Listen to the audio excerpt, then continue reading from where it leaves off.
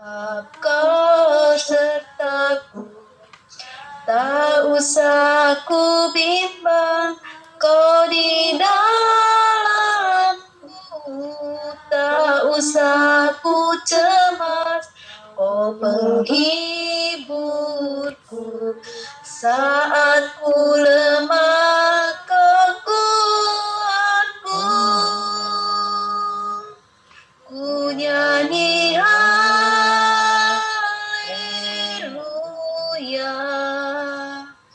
ku nyanyi haleluya.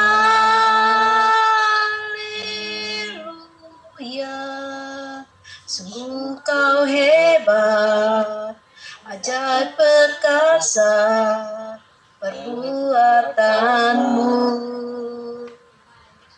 Ku nyanyi haleluya,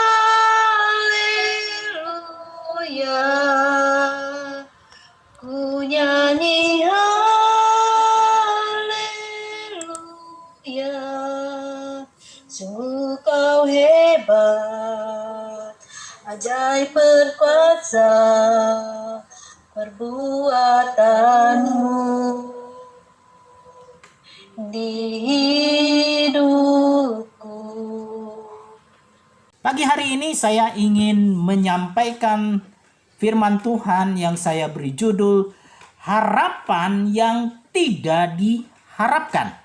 Ya, berkaitan dengan hari kenaikan Tuhan Yesus pada hari Kamis kemarin tanggal 13 Mei ya, bertepatan dengan Idul Fitri ya, bersamaan yaitu adalah hari kenaikan Tuhan Yesus.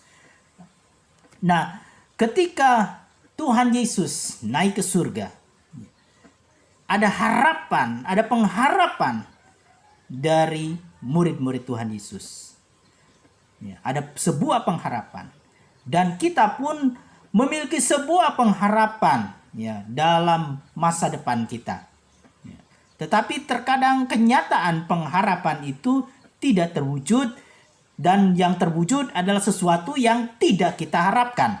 Ya, mari kita akan membaca di dalam Kisah Para Rasul Kisah Para Rasul pasal yang pertama, Kisah Rasul yang pertama ayat yang ke-6 sampai yang ke-11. Kisah Para Rasul yang pertama ayat yang ke-6 sampai yang ke-11. Saya minta kita membaca kembali bergantian. Maka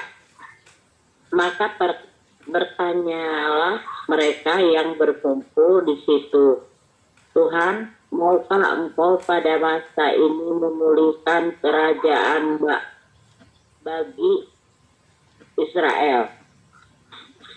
Ayat 7, jawabnya, Engkau tidak perlu mengetahui masa dan waktu yang ditetapkan Bapa sendiri menurut kuasanya. Ayat 8. Tetapi kamu akan menerima kuasa kalau Roh Kudus turun ke atas kamu, dan kamu akan menjadi saksiku di Yerusalem dan ke seluruh Yudea dan Samaria dan sampai ke ujung bumi. Ayat 9. Sesudah ia mengatakan demikian, terangkatlah mereka dan akan. Ayat 10. Ketika mereka sedang menatap ke langit waktu ia naik itu, tiba-tiba berdirilah dua orang yang berpakaian putih dekat mereka. Berarti menempatkan berpakaian putih.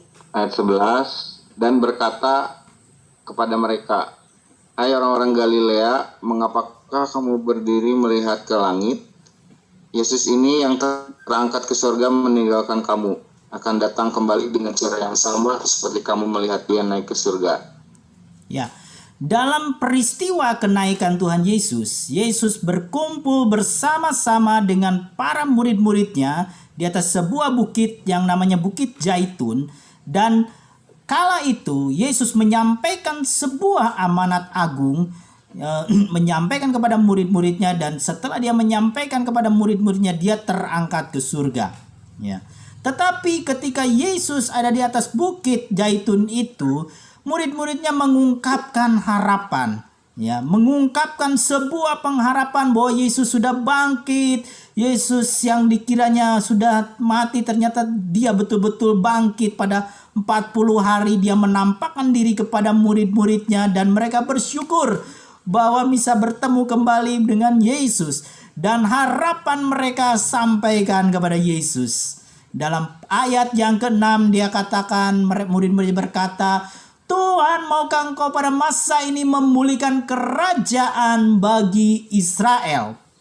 Inilah harapan daripada bangsa Israel, harapan dari murid-murid Tuhan Yesus, harapan dari setiap orang yang disampaikan kepada Yesus. Ya, mereka berharap bahwa Yesus akan mendirikan kerajaan dunia. Ya.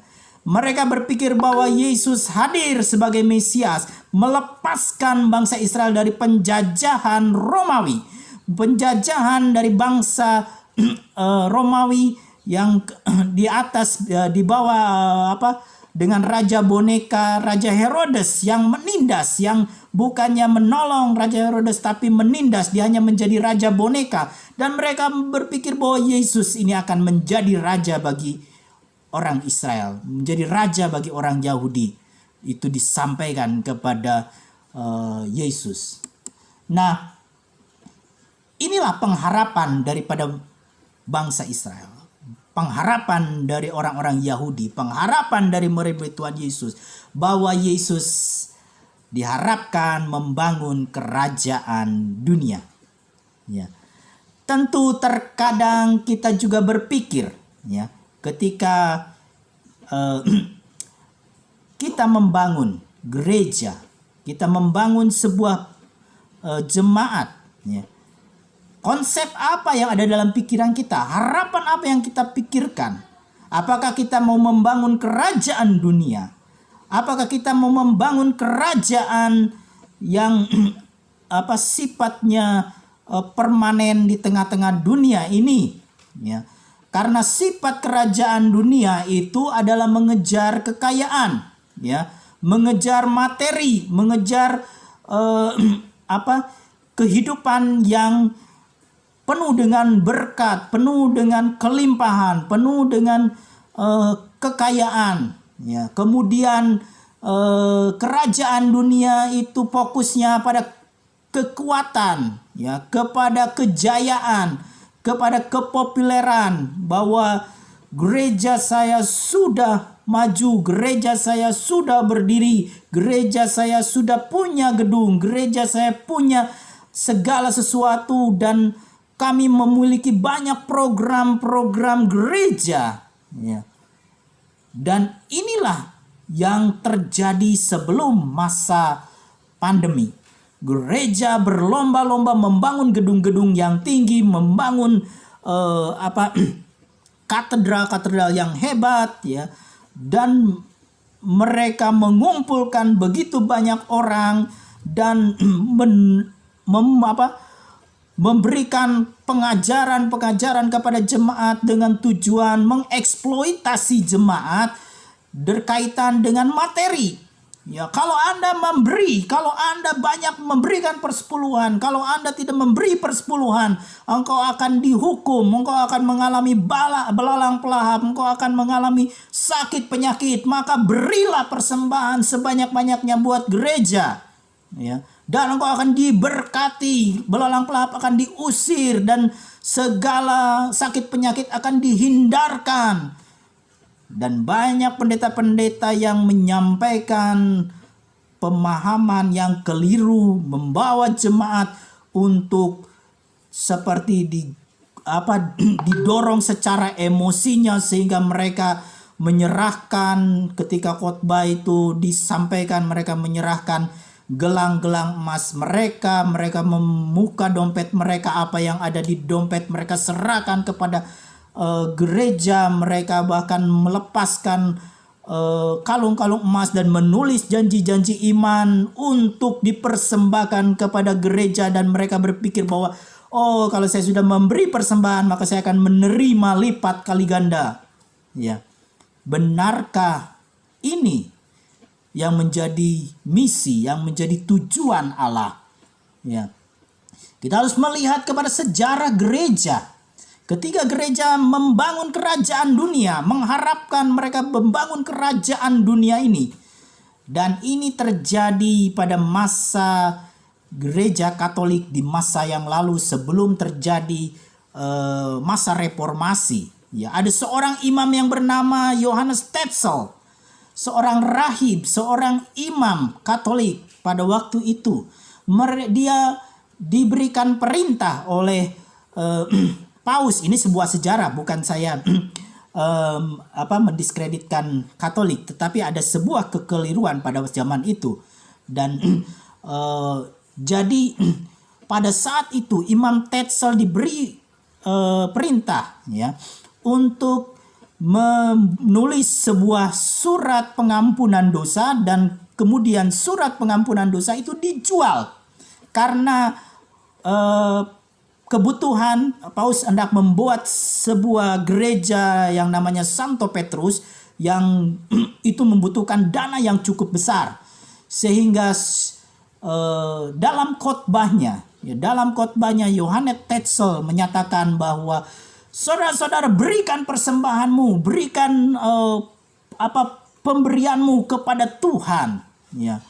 Dan dia katakan, begitu uang koin berbunyi di dalam kotak-kotak persembahan, maka satu jiwa di dalam api penyucian akan terangkat ke surga. Ya, ketika Anda memberi persembahan, ketika Anda memberikan koin-koin persembahan dan surat pengampunan dosa diterima oleh Anda, maka jiwa dari omamu, jiwa dari engkongmu, jiwa-jiwa dari saudara-saudaramu yang sudah meninggal, yang ada di dalam api penyucian itu akan berpindah kepada surga yang kekal. Dan jemaat ditipu, jemaat dibohongi oleh imam-imam pada saat itu. Dan itu yang menggugah hati Martin Luther. Martin Luther berpikir ini nggak benar. Ya, Martin Luther malah marah dan dia menolak, memprotes ya tindakan atau sikap gereja terhadap penjualan surat pengampunan dosa. Sehingga Martin Luther menyatakan 3 pernyataan bahwa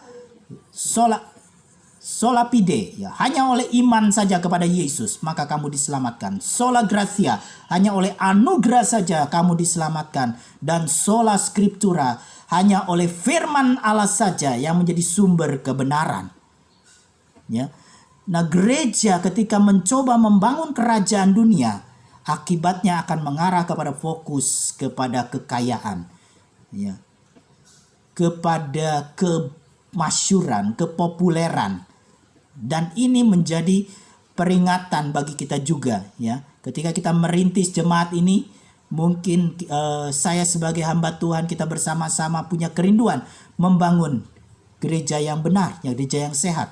Tetapi terkadang ya kita tergoda ya ketika sudah mengalami kemapanan, kita bisa melenceng. Oleh karena itu, mari kita tetap fokus kepada rencana Allah. Nah, di dalam ayat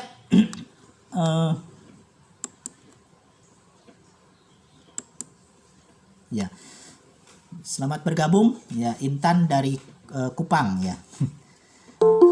Baik, kita akan lanjutkan firman Tuhan pada pagi hari ini.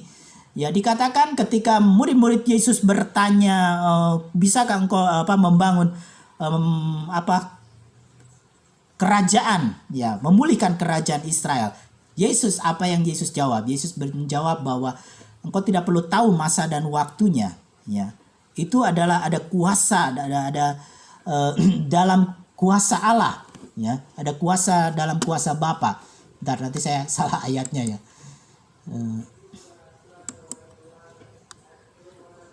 Ya, dikatakan di sini, engkau tidak perlu mengetahui masa dan waktunya yang ditetapkan Bapa sendiri menurut kuasanya, ya. Ada rahasia Allah, ada rencana Allah yang berbeda dengan rencana manusia, yang berbeda dengan harapan manusia, ya.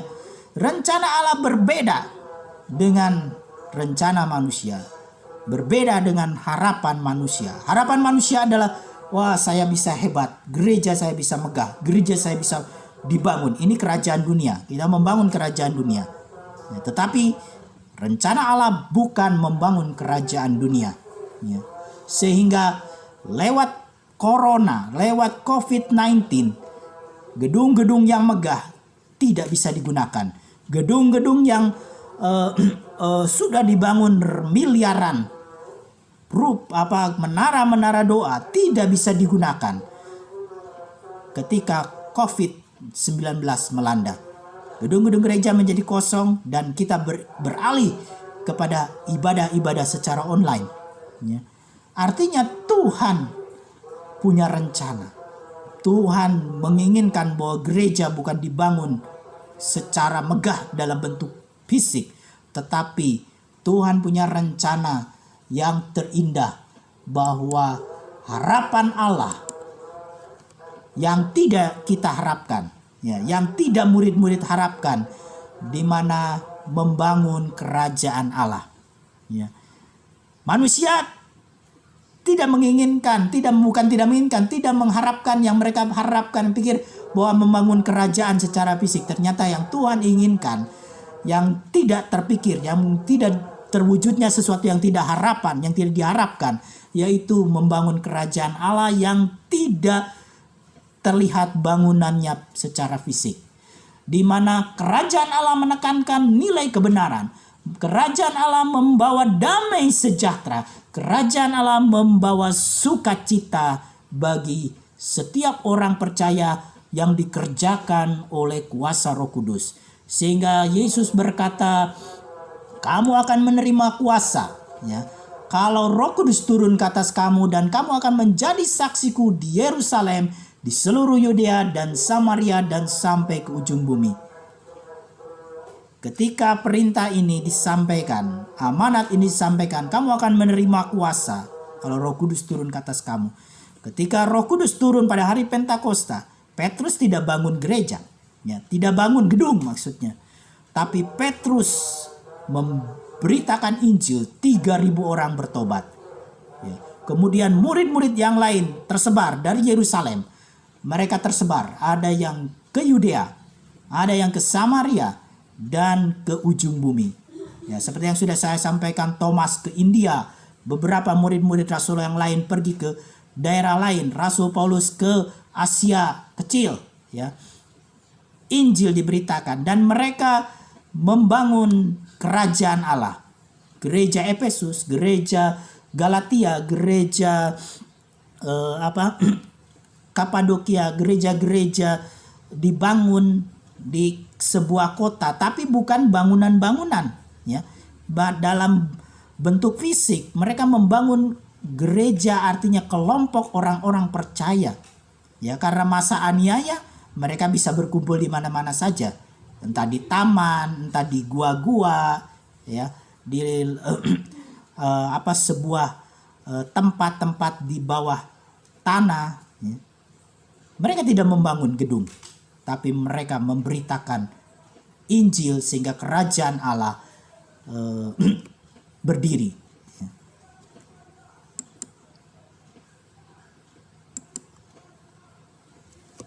Nah, maksud daripada kenaikan Yesus, ya, ketika kita memperingati kenaikan Yesus Kristus ke surga, bahwa Yesus mewujudkan harapan Allah, yaitu membangun kerajaan Allah di muka bumi ini.